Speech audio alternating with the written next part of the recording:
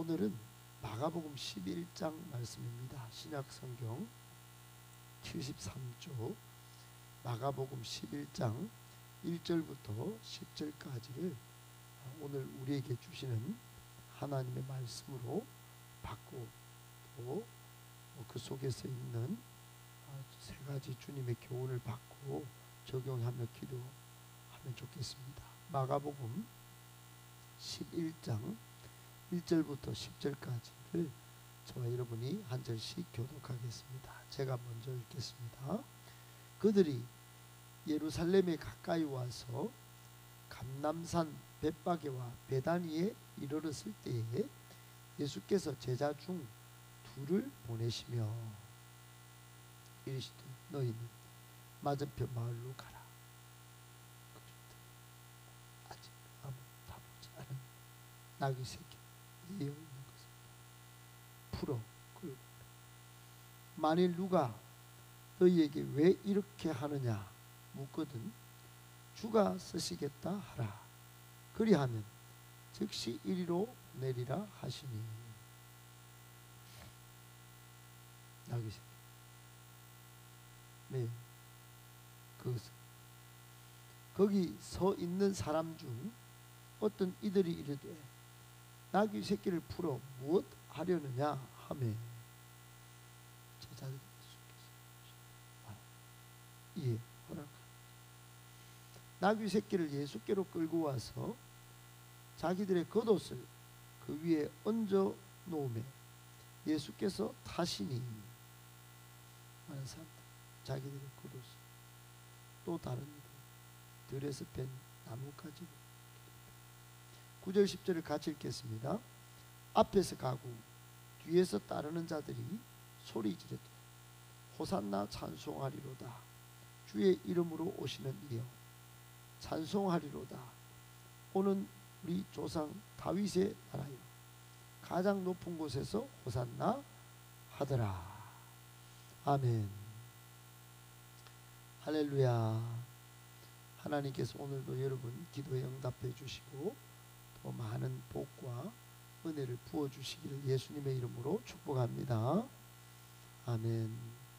오늘 본문에 우리를 향한 세 가지 교훈의 말씀 받고 적용하며 기도하겠습니다. 첫 번째 말씀, 예수님의 예루살렘 입성은 구속 사역의 대전환점이었습니다. 예수님의 예루살렘 입성은 구속 사역의 대전환점이었습니다.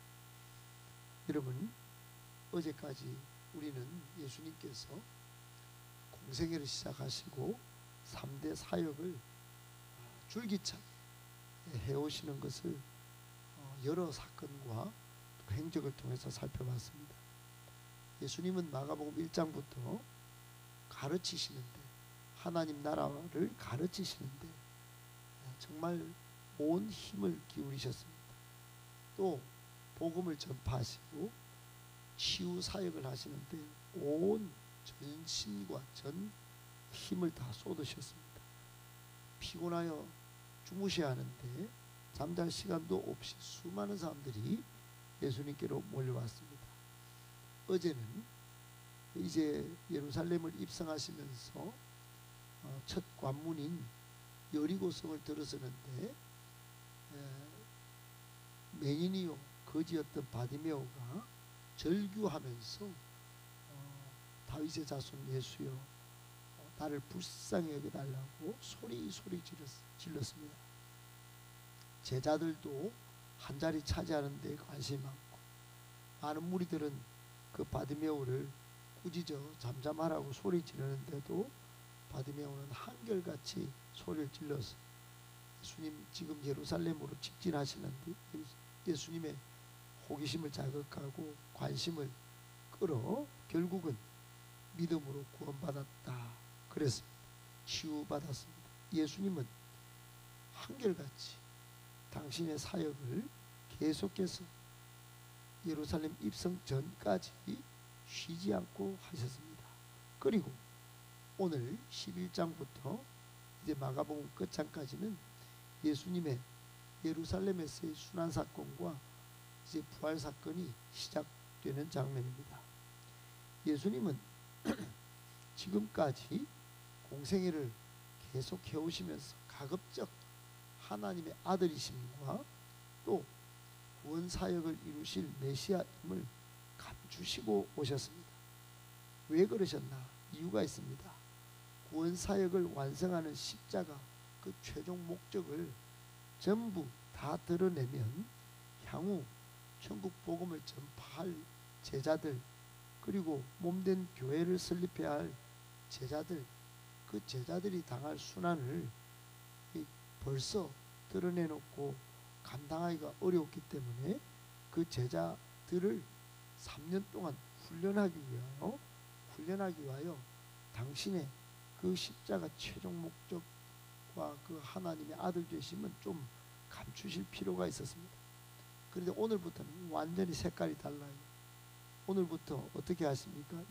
예수님은 예루살렘에 입성하시면서 만천하에 하나님의 아들 되심과 구약에 예언된 메시아 있음을 만천하에 공개적으로 공개하십니다.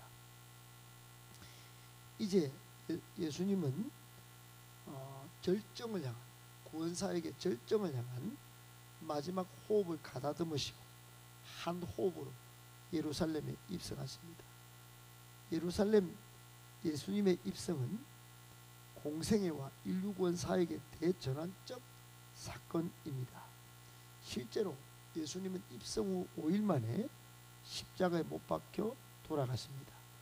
5일 만에, 단 5일 만에 인류 구원의 그 최종 클라이막스 십자가에 못 박혀 피 흘리시고 인류 구원을 성취하시고 돌아가셨습니다.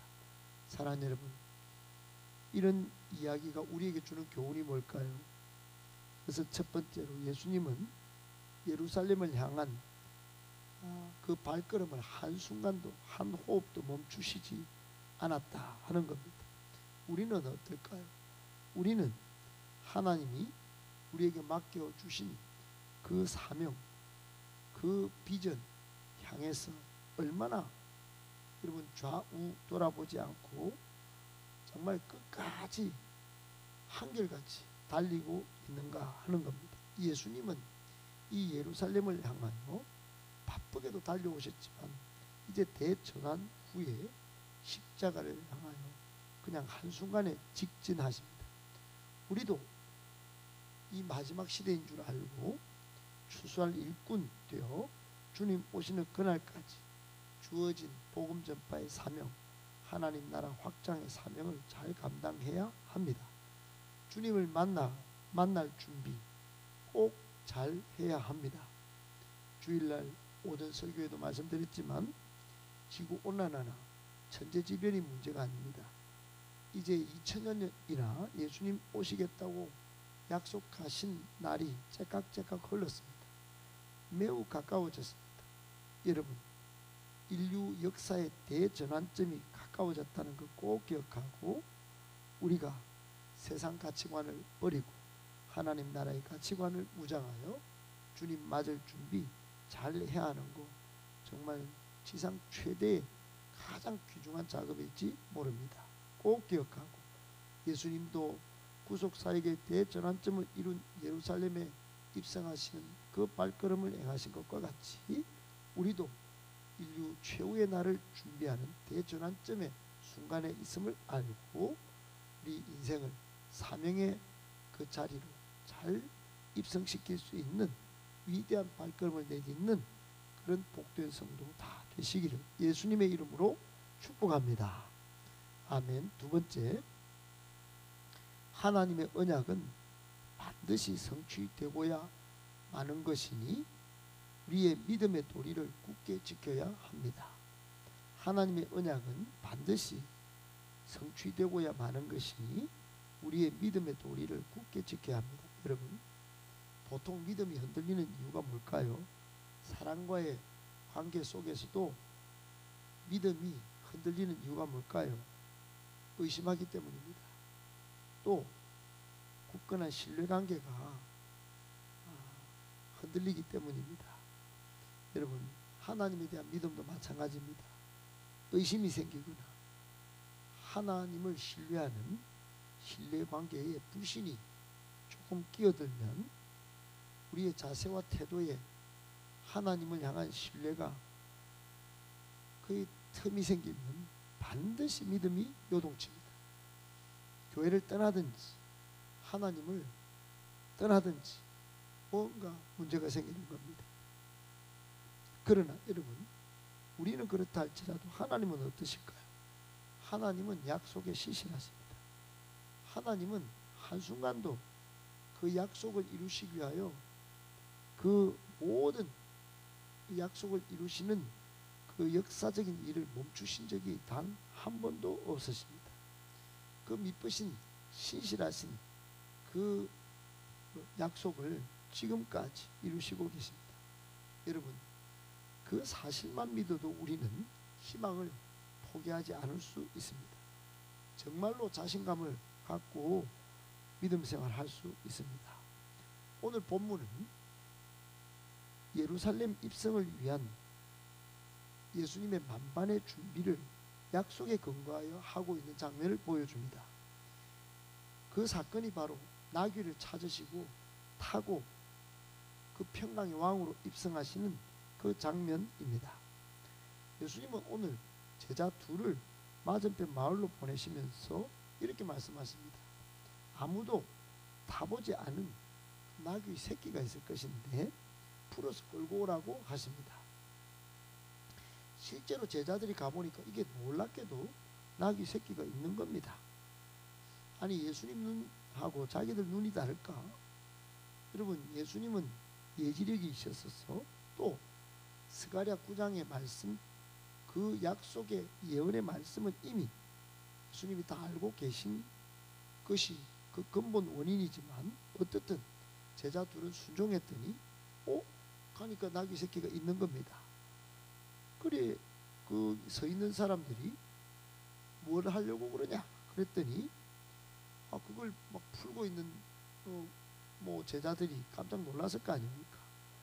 그랬더니 주님께서 쓰시겠다, 예수님께서 그렇게 하라고 했더니 군말 없이 다 허락하는 겁니다.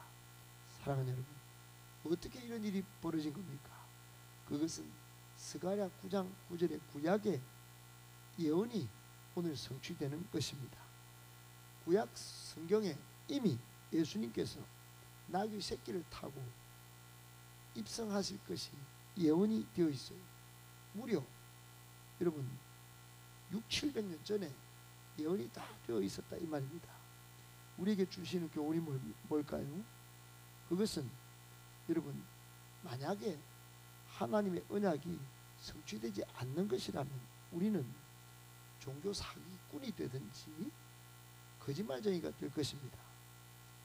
예수님은 하나님의 언약에 의하여 나귀 새끼를 분명히 타고 입성하셨습니다. 제자들은 예수님의 말씀에 순종하여 그 일을 행했습니다. 의심하지 않고 달려가서 풀어서 예수님이 타도록 하셨습니다.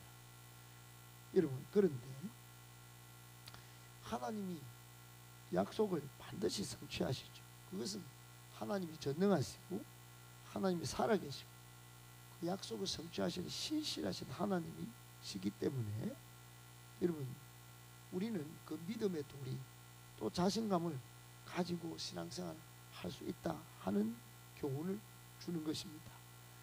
우리의 희망 자체가, 우리의 자신감 자체가 근거가 있는 겁니다. 하나님의 약속, 그 약속의 근거를 붙들고 있으니 절대로 믿음이 흔들리지 않고 그까지 요동치지 않을 충분한 이유가 있는 것입니다.